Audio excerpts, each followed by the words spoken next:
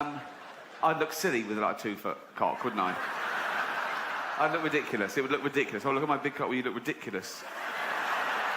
You look ridiculous. You were better with the average one. Whatever size it is, it looks fine on me. Also, if I had a 2-foot one, I'd faint every time I got an erection, which would be... I'd just be lying there with no blood in me, just this cock up in the... It's fine. I've never thought about it before, but it's. Don't worry about it. Don't worry about it. It's fine. It really is. Now I'm worried that you think, oh, what? It's just, it's... If you saw me naked, you wouldn't go, that's the tiniest cock I've ever seen.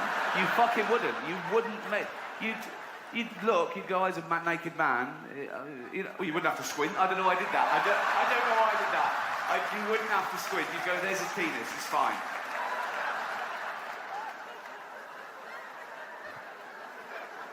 It's fine. And the doctor can't tell you because he's taken an oath, so you'll never find out. Okay. So I gave him the wee, okay, the hot willy wee, from my bladder and average penis, and he went thanks, right? He's loving that. Anyway, and then he went, oh, can you strip down to your underpants? I went, okay. So I stripped down to my oh, fucking hell. Someone's parrots escaped. So he said, can you strip down to your underpants? I went, good as gold. Oh, the one day I wear white underpants. Big wet patch from the wee.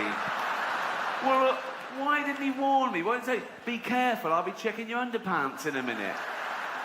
You don't check your underpants, do you? You do that, you put it away. Maybe that always happens, but I've never had a wee, then gone and go, better check my underpants. That's the first time I've ever had a post-wee view of... So I thought, oh, how embarrassing. He's checking the wee, and he's going to turn around any minute, and he's going to see... And he did. He saw it straight away. He sort of went like that and looked away, right? And I tried to hide it. I was one of those pairs that just a slit, and I tried to pull it over, but it pinged back, and he saw it. He even had to touch it when he said cough. It was really embarrassing, okay? But why am I telling you? Oh, yeah. So, anyway, so that happened. I wet myself, basically, in front of a doctor. Okay. I went home, and I told my mate, I said, oh, what happened? And my mate said, you should have gone commando. Brilliant. Well, that would have been much less embarrassing, wouldn't it? So, according to him, I should go, oh, no, I've wet myself. What can I do? Oh, I know, I'll take them off too. That's as dry as a bone, Doc. Should have gone commando. Do commandos not wear pants? Commanders must wear underpants, mustn't they? Mustn't they?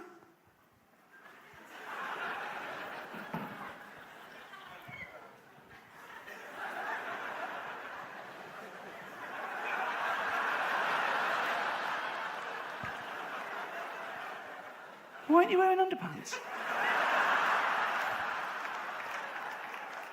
What?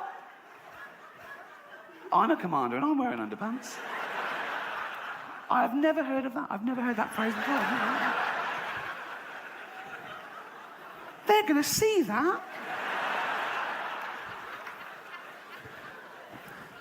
At least.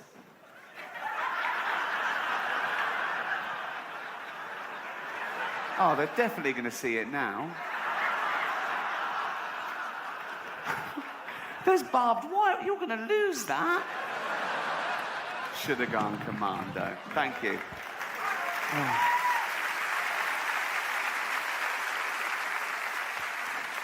I'm a bit overweight myself, but I never worried about it before I was famous.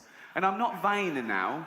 It's that you read about yourself, and the papers, they need an adjective. They can't just say, Ricky Gervais, comedian. They say things like, Ricky Gervais, tubby comedian. What? Why say that? Why bring that into it? It's like, you can't get more specific than your entire name. You know what I mean? Who's going, Ricky Gervais? What does he do? Comedian. Ricky Gervais, comedian. Fat bloke. Oh, I know, yeah. One paper called me rotund comic. I'm not rotund, am I? There was a picture in the 2 English papers this weekend, okay? A paparazzi got me in Los Angeles, and I was just sort of standing like that. And it was in the Daily Mail and the News of the World, and they put a question underneath it, is Ricky pregnant? I've been referred to as a chubby funster. That's like a gay porn name, isn't it? Oh, here comes the chubby funster. I was jogging once, right, with my iPod on. Yeah, looking good, right? Paparazzi got me. Full page in the paper the next day with a headline, iPodge. Cheeky bastards. Anyway, where was I? Oh yeah, all the charity work I do. I don't want to really talk about it, but I do. One of the first big charities I got involved with, years ago, was when I worked at the University of London, was the Terence Higgins Trust, which is the big AIDS charity in Britain. And it was sort of mid to late 80s, so people were still like, oh, what's this new thing called AIDS? What's this? Oh, it's gone from strength to strength now. It's doing very well. It's gone global. But got its own day and everything. 1st of December, World AIDS Day. I don't think it'll ever take off like Christmas, because it's got a wrong vibe about it. And the card companies have missed a trick. They're usually straight in for anything, aren't they? And you cannot get, sorry, you got AIDS cards. They don't exist. Or one that plays a little tune to cheer someone up, a little relevant tune. I don't know what a relevant tune would be, but I'm a 9-stone cowboy. It doesn't matter. But I won't do this in San Francisco. Because you had a bad gay. Oh, shut up. Shut up. No, but I learned a fascinating fact when working for the Terence Higgins Trust. People always learn stuff from my lectures. This is absolutely true. The first HIV virus was actually a combination of 2 separate viruses that joined in rhesus monkeys and made this rudimentary form of AIDS. And this was passed to chimpanzees. Sometimes chimps will get a bloodlust and eat a rhesus monkey, and it sort of evolved and mutated in chimps. And because we're 98.6% genetically identical to a chimpanzee, it was able to be passed to humans. And the first human contracted AIDS when he was chopping up chimp meat and he cut his finger, although that's the excuse I'd have given as well. You'd have to come up with something when you go on to the doctor and you go, I feel terrible, doc. And he goes, well, I'm not surprised. You're the first human to contract AIDS. How would I got that? 2 ways. 1, you were fucking a chimp up the arse. Me? Fucking a chimp up the arse.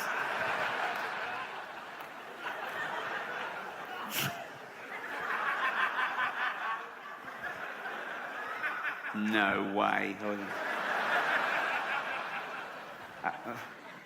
How else could I have caught it? I don't know, you could have been chopping up chimp meat and cut your finger. That one. Choppy, chimpy finger thing. I bet he went straight into the jungle and found that chimp. Went, you fucking gave me AIDS. I gave you what? You gave me AIDS. I gave you a blowjob. Shush, shut up. I got AIDS from you. Well, where did I get AIDS from? From eating monkeys. I don't eat monkeys. You're either eating them or fucking them. I was eating them.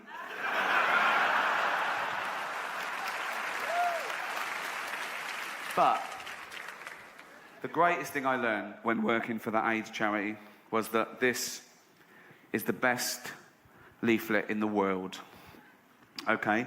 This is a real flyer that came round, issued by the Terence Higgins Trust, okay? It came round the university I worked at in about 1989, okay? And it was aimed at the last demographic of gay men who still weren't taking precautions. They treated HIV like an occupational hazard, and they were militant against the disease, but they wouldn't take precautions. So it's aimed at that last tiny demographic, so it's very hard hitting. The front cover is a bunch of bananas with the word fuck. I don't know why, And it's basically a 10-point plan of health advice to not contract HIV. And this is the This is the title of this flyer. You know it's going to be good when this is the title.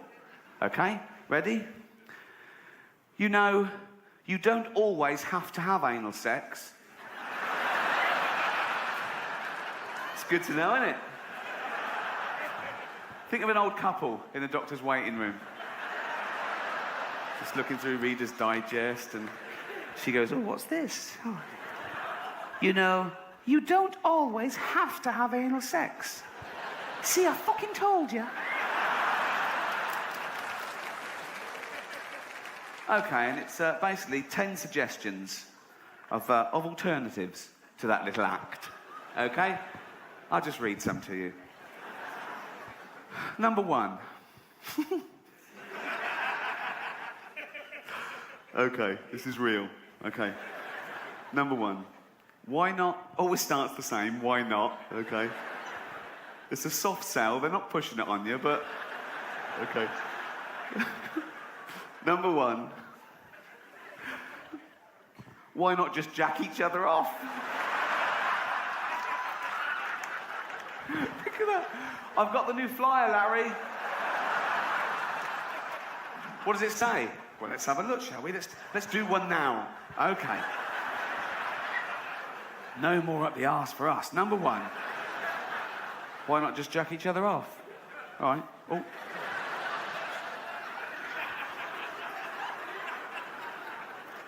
Number 2.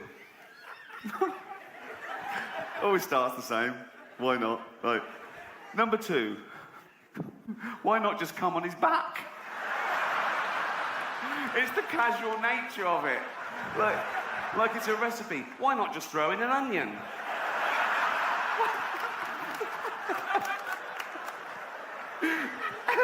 Why'd you go to the doctor? Hi, doctor, I'm a gay man. I'm in a relationship, but I'm worried about the threat of HIV. Is there anything I can do? Just come on his back.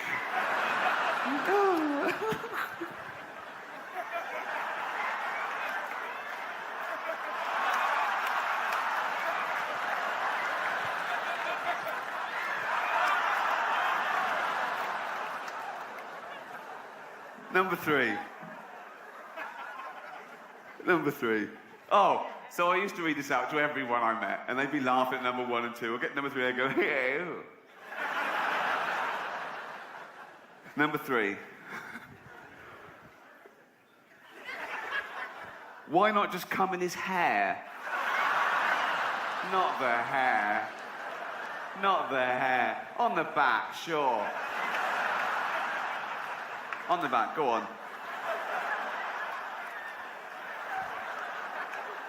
On the back, go on the back.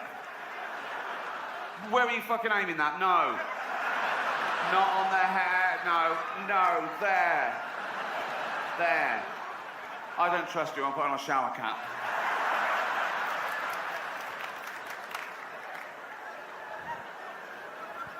Not the hair.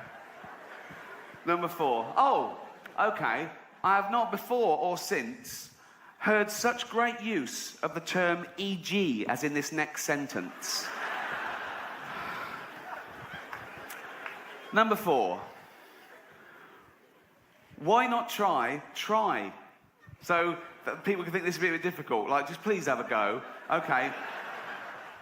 This isn't brain surgery, this next one, but they put in try. Okay. Why not... Why not try coming into some fruit? E.g. watermelon. Like, they put that out without that bit. People are going, well, what fruit? Oh, not a pineapple. Fucking hell. Oh, fucking hell. Oh, what fruit? Just need to be specific. We thought arses were all right. They're not. What fruit? Watermelon. Thank you.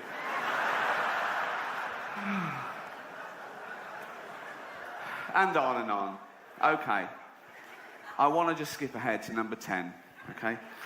Because this may be the greatest sentence ever written. I'm including Shakespeare in this. Dickens.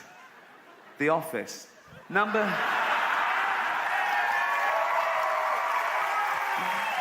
Thank you. Are you ready for this? Number 10, okay? Now, I think the bloke writing these was struggling by now. I think he...